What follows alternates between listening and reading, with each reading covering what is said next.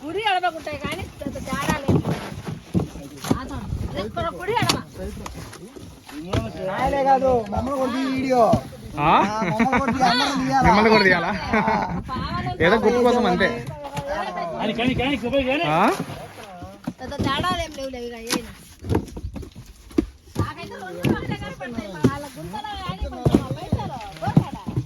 పడతాయి లేదన్నా మాత్రము